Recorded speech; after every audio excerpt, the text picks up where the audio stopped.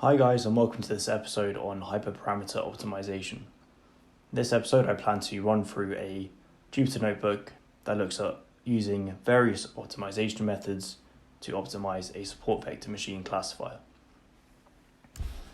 So for the first step here, we have our general libraries, and here's just pandas, numpy, and warnings to ignore warnings that pop up.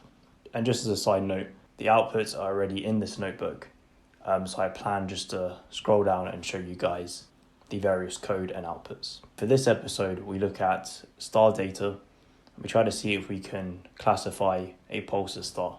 So I won't go into too much detail in the actual data set, as the focus of this episode is hyperparameter optimization. So here we read the data using the readCSV function from the pandas library. We can then look at the shape of our data, and here we have 9,273 rows and 9 columns. We then split the data into our input and target, as we do here. And here X is our input data, which is every column apart from the target class. And Y here is the target class, i.e. whether the star is a pulsar star or not. It's always good to look at the distribution of our target class to get an idea of what evaluation metric we could perhaps use. So we see here we only have 850 cases where there is a pulsar star and 8,423 where there is not.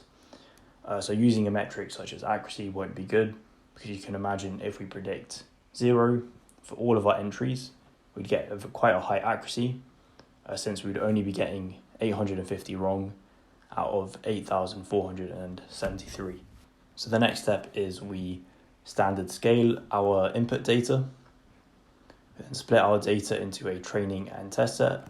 And here we use a training size of 75%, and therefore a test size of 25%.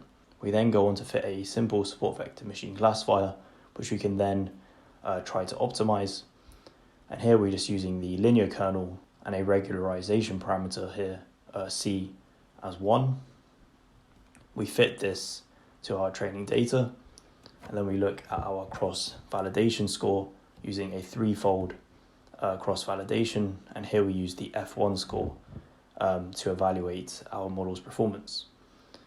So running this quite simple support vector machine on our training data, we get a F1 score of around 0.877. We can also look at the confusion matrix, and we can see the F1 score on our test set, which here is around 0.868. So let us now see if we can try to improve this model's performance by applying the hyperparameter optimization methods we looked at in the previous episode. For support vector machine classifiers, we look at 4 hyperparameters, and these are C, which is our regularization parameter, the kernel, which specifies the kernel type, and here we just look at 4, which is the linear, poly, RBF, and sigmoid. We don't look at pre-computed. There's also poly, which is the degree of the polynomial kernel function, and this only applies to the poly kernel, so it doesn't apply to linear or RBF or sigmoid.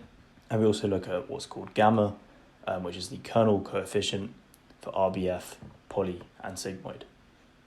And here I've defined a space, but we only apply this space that you see here to random search. For grid search and Bayesian optimization, we use a smaller hyperparameter space to save time. So you can see here that for our C and our gamma, we go up in an exponential sequence. So you can see here, for example, with C, we have 10 to the power of minus 3, 10 to the power of minus 2, 10 to the power of minus 1, 10 to the power of 0, 10 to the power of 1, 10 squared.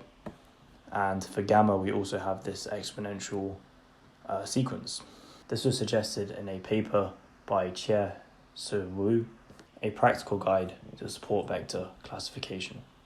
So for the first hyperparameter optimization method, we look at manual search. And here we look at a RBF kernel, quite a high C, and a reasonable gamma value of 0.1. So the reason for these hyperparameters is that we have quite a few features in this data set, so we need to try to increase the variance of the model. So here I have a reasonable C and gamma value, just to try to increase the variance, and also we use the RBF kernel. We can then fit this support vector machine classifier to our training data and look at the cross-validation score. And here we look at the F1 score for our scoring method, and we use a threefold cross-validation. And the cross-validation score here is around 0.882 for our manual search. For this support vector machine classifier here, which is already quite good, and we have an improvement here from our previous simple model. We can then move on to random search, and here I've imported a randomized search CV from the scikit-learn library. And for this we have to input our support vector machine classifier, our hyperparameter space, which we defined before, the number of folds for cross-validation, a scoring method, and the number of iterations, so the number of times we're going to randomly sample from our hyperparameter space. We can then apply the randomized search CV function to our training data, and we can obtain the best parameters and the best score, which is outputted here. So we can see with these parameters, we get a score of around 0.8847, which actually is an improvement to our manual search. We can then now look at grid search, and here we reduce the hyperparameter space just to save time. So we keep the kernel to RBF, and we look at a range of C and gamma around C equals 10 and gamma equals 0.1, which we identified from our manual search. We could also look at searching around C equals 100 and gamma equals 1 with a linear kernel, which we identified from random search as well. But I feel the RBF kernel here is more suited. So here we stick with the RBF kernel. So we can apply grid search by using the grid search CV function from the scikit-learn library. And we can then output our parameters and the best score. So we can see from these parameters here and our best score, we have made a slight improvement from random search. And lastly, let us take a look at Bayesian optimization. And here we just define a slightly larger hyperparameter space. And here I focus it on looking around C equals 14 and gamma equals 0.15. So you see here 14, and we're just looking at a few numbers before and a few numbers afterwards. And same for gamma. And we stick with a RBF kernel. We can then apply Bayesian optimization by importing the Bayes search CV from the skopt library. So as before, we can then obtain our best parameters and our best score. And we see here the following parameters. So C equals 15, gamma 0.17, kernel is RBF. We get a slightly higher cross-validation score. And since these hyperparameters here, which we identified from Bayesian optimization, resulted in the best cross-validation score, we can obtain these hyperparameters by looking at the best estimator method applied to our Bayes search, which we applied in this line here.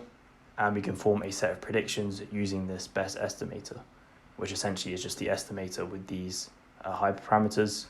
And we use this model on our test set to get a set of predictions, and we can then evaluate the F1 score. So we can see here from our Bayesian optimization model, we have a higher cross-validation score and a higher test score than our initial simple model here. Thank you guys very much for watching, and I hope you learned something new.